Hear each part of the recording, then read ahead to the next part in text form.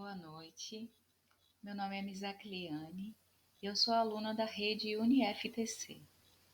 Meu curso é Direito 5.0 e essa aula é da matéria de História do Direito. A minha professora é Lenise Cristina, a regente, e o professor conteudista é o professor Alexandre Montanha.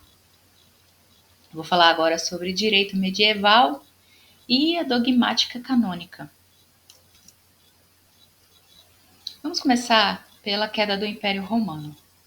O Império Romano era muito vasto e a sua queda foi decorrente da insatisfação interna dos patrícios mais jovens, isso é uma das causas, dos patrícios mais jovens, dos clientes e da plebe. A plebe era composta pelos filhos bastardos. Os clientes eram escravos, empregados, e os patrícios mais jovens eram os filhos das famílias que detinham o direito, só que eles não tinham poder, porque o poder era só de pai para filho, e o filho mais velho. Os outros não detinham poder. O pai de família, ele logo em seguida se tornaria até um santo, e seria adorado pela sua família e tal. As conquistas romanas também foram algum objeto, né, uma das causas da queda de Roma, do Império Romano, não de Roma, pois os romanos, eles não pagavam impostos, a vida deles era boa, boa assim no sentido de ter educação, de ter filosofia, de ter pagava poucos impostos, e as cidades que eram atacadas por Roma, elas pagavam muito impostos e a vida era difícil para quem não era romano. Então era uma necessidade, era uma vontade, todos queriam ser romanos.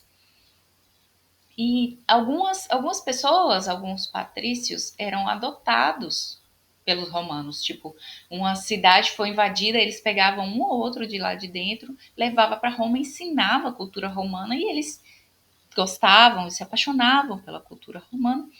E aí queriam entrar, queriam ser romanos. Sim, quero isso aqui para mim. E outra causa das quedas foi a evolução das crenças, porque eles acreditavam antes que tinham vários deuses, Zeus, tinham vários deuses, mas aí a crença foi evoluindo em um Deus único. Como é que ele ia acreditar, como o ser humano ia acreditar, que se ele jogasse comida no túmulo, o parente dele ia protegê-lo?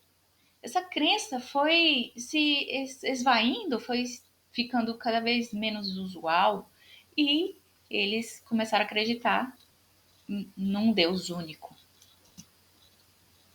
A ascensão da Igreja Católica começou depois de Jesus, é claro, e nos primeiros anos a Igreja era muito perseguida por Roma. Roma atacava os cristãos, os primeiros cristãos. E alguns anos depois, algumas centenas de anos depois, elas apenas toleravam os cristãos. Mas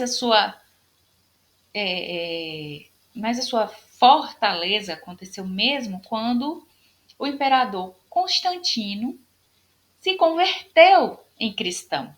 Isso foi em 303 depois de Cristo. E logo em seguida, alguns anos mais tarde, em 380, o imperador Teodósio proclamou o cristianismo como a religião oficial do Estado.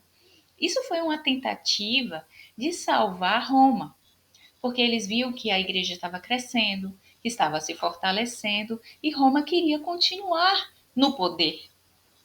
Todos queriam continuar no poder. E se agarrou ao cristianismo, só que não conseguiram se manter no poder, mesmo junto com o cristianismo. Depois, no século 5, a igreja adquire jurisdição privativa. A jurisdição privativa, ela consiste em ter jurisdição em assuntos relacionados ao sacramento. Então, ela tinha poder de lei. Ali, ela começou a fazer leis.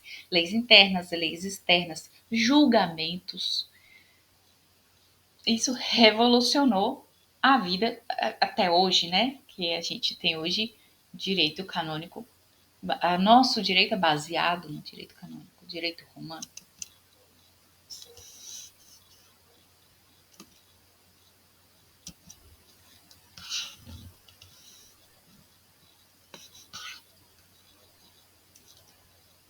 Aqui. As características do direito canônico é o sistema jurídico pluralista e hierarquizado. Existiam vários estudiosos, várias leis, e o sistema jurídico deles era hierarquizado. Papa, bispo, padre. Eles mantiveram o sistema consuetudinário, que era o sistema costumeiro de Roma. Esse sistema baseava-se em como Roma já vivia, como eles compravam uma casa, como eles compravam um boi, uma vaca, um alimento. Essas leis, elas mantiveram o sistema de costume que havia ali no momento. Tinha o direito canônico, que era o direito das leis da igreja, e o direito dos povos, que eram... O direito canônico eram poucas leis, mas leis profundas. E o direito dos povos eram muitas regras. Muitas regras. O soberano era Deus, representado pelos príncipes. Esses príncipes eram os donos de terra mais potentes, mais ricos daquele momento. E aí o Papa abençoava aquele príncipe com a bênção abençoava aquele dono de terra com a bênção de ser o príncipe. Ele representava Deus. Então ele tinha poder, detinha a lei. Ao longo dos séculos, ao longo do tempo, a evolução das características do direito canônico. Aqui, Deus como garantia da ordem, onde tivesse um representante de Deus, havia ordem. Ele tinha que, todos tinham que obedecer, porque era a ordem de Deus. A equidade, como eles tinham as obras de caridade, né, para ajudar os pobres. A aplicação diversa para a mesma norma. Existia uma norma, mas eram várias aplicações diferentes. Alguém matou... Não, mentira, não. Matou, não tinha essa norma. Mas vamos dizer que alguém cometeu um pecado, uma infração leve. Então, ele poderia ter assistido de várias formas, numa lei só. O direito divino, como eu já falei, direito divino, poucas normas e mais profundas, direito dos homens, muitas regras, o rigor na forma e, o mais importante, a monopolização industrial e intelectual jurídica da Idade Média. Ninguém podia estudar direito, ninguém podia estudar as leis, ninguém podia estudar as normas, ninguém podia falar o contrário da lei da igreja, da lei da igreja romana. Temos aqui uma linha do tempo breve com algumas particularidades, algumas coisas a respeito. Aqui é nos anos 70. Deixa eu levar aqui. Isso. No ano 70, com a destruição do Templo de Jerusalém pelo imperador romano Tito. Aqui, o período dos pais da igreja, que eram os apóstolos. Aqui, em 380, o cristianismo torna-se a religião oficial do Império Romano. Em 1622, tem o nascimento do islamismo. Isso é importante. Porque aí também começam as cruzadas. As cruzadas dos cristãos da Igreja Católica contra o islamismo. Eram guerras, perseguições contra essa religião.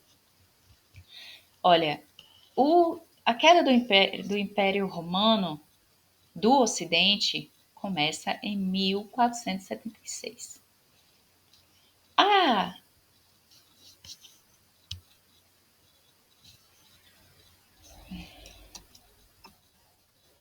o direito canônico, ele começa um pouco antes disso, né? Porque foi decretado em 380, e ele segue até um pouco depois da queda de Constantinopla, que é o Império Romano do Oriente. Aqui foi tudo governado, essa Idade Média, essa baixa Idade Média, foi tudo governado. A Idade Média, a baixa Idade Média e a Idade Média, tudo governado pelo cristianismo. A gente vai ver resquícios de comando, resquícios de jurisprudência, de lei, de comando, até na Idade Moderna. Aqui no Brasil, teve Inquisição. Olha só, a Inquisição, ela começou porque a igreja estava perdendo força. A igreja já estava sendo questionada porque eles eles detinham muito poder, eles detinham muita riqueza, eles detinham a lei, então estava sendo muito questionada. E a Inquisição, ela começou para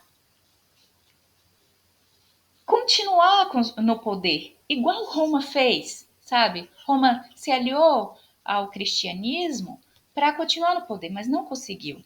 Mesma coisa o cristianismo fez com a Inquisição. Ele começou a Inquisição, externalizou a Inquisição para continuar no poder, só que isso foi se extinguindo ao longo do tempo. Deixa eu continuar aqui, vou falar agora da Inquisição. Aliás, os decretais do Papa Gregório. Aqui. Os decretais eles decretavam leis. As leis eram decretadas pelo Papa e essas leis eram muito fortes e relevantes. Hoje a gente vê que essa iniciativa que eles tiveram foi muito importante para o que a gente tem hoje. Olha, o uso da escrita, a perda da oralidade. As leis antes da igreja eram passadas oralmente, como os Vedas, a fé indiana, ela é até hoje passada oralmente, mas com o decretal do Papa Gregório, em Roma, em onde houvesse cristianismo, era escrito a lei. Aqui. Imediatividade na investigação. Antes disso, antes desse decreto, não eram feitas investigações papais, não eram feitas investigações. A pessoa denunciava, mas não era investigado. Aqui, o notário como oficial do tribunal, notário, as pessoas que escrevem, as pessoas que cuidam do tribunal, a divisão clara das fases processuais, começo, meio e fim, desenvolvimento no meio, claro. O surgimento do advogado, a abolição das provas irracionais. Não existia mais achismo. Ou tinha que provar, não existia. Se você falasse que caiu uma chuva, é porque Deus aprovou. Não tinha essa prova, não era mais cabível. Então foi abolida. O convencimento do judiciário mediante investigação e provas. Então, mesmo que o judiciário não gostasse da pessoa ali, Houve provas, houve investigação. Era inocente? Tinha que aceitar aquela prova e aquela investigação. E o princípio da probabilidade, da relevância e materialidade como prova. Então, se só tinha eu dentro da casa e eu estava com a faca na mão e a pessoa estava morta esfaqueada, provavelmente a pessoa que estava com a faca na mão matou. E nulidade na sentença. As sentenças poderiam ser anuladas. É a chamada de querela nullitatis. Esse mesmo Papa Gregório foi que instituiu a Inquisição. Aqui, essa Inquisição, o Tribunal do Santo Ofício, ela era internamente. Foi criado a Inquisição para investigar o setor interno da igreja. E a sua primeira ação externa, ela foi contra os albigenses, os cátaros. Os cátaros eram um grupo de pessoas, um grupo instalado na França, em Albi, na França, e eles tinham a crença de que quando estávamos em corpo humano, quando tínhamos descido, não éramos puros, porque todo mundo que caiu na terra não era mais puro. Então eles tinham a crença de suicídio, eles faziam abortos, não faziam sexo, eles eram contra a reunião de posses e de dinheiro, de riqueza. Então, o Tribunal do Santo Ofício, a sua primeira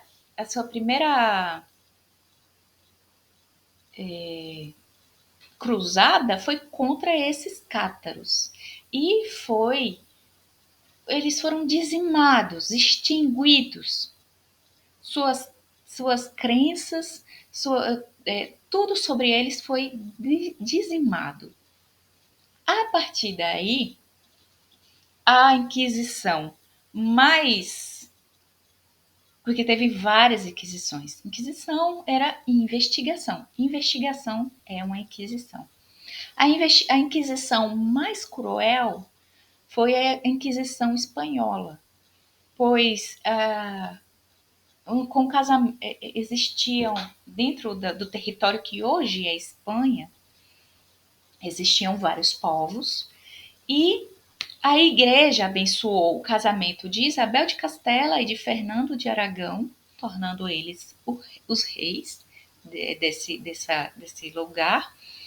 E a partir daí, eles começaram uma cruzada contra os judeus e os muçulmanos para expulsá-los daquela região. Porque com as cruzadas eles conseguiram chegar até aquela região.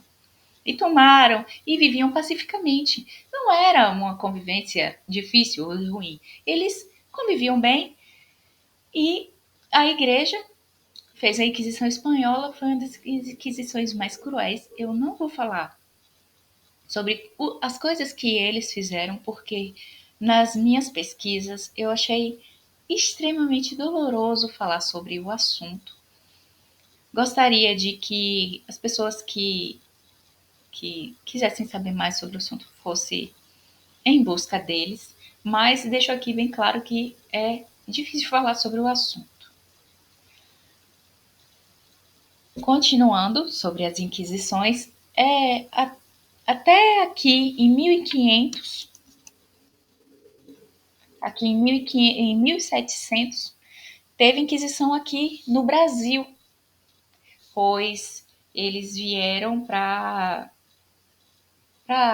ver sobre os hereges, manter os novos convertidos, fazer com que eles continuassem seguindo a doutrina e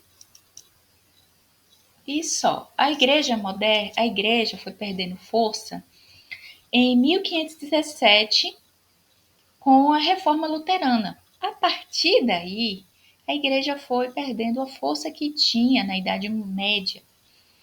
E com a Revolução Francesa, com os movimentos de missionários, com a Primeira Guerra, na verdade, em 1700 foi a primeira Constituição, que foi a Constituição Americana. E a partir daí, depois da Revolução, dessa Constituição, a igreja ela perdeu muito poder. Ela foi o fim do poder da igreja sobre as pessoas, sobre a jurisdição, sobre as leis. Aí é claro que a igreja ainda continua firme e forte até hoje. Mas perante as leis dos homens, ela foi é, saindo, se desgrudando, deslocando. E esse é o fim. Agradeço a todos por me ouvirem e tenham uma ótima noite.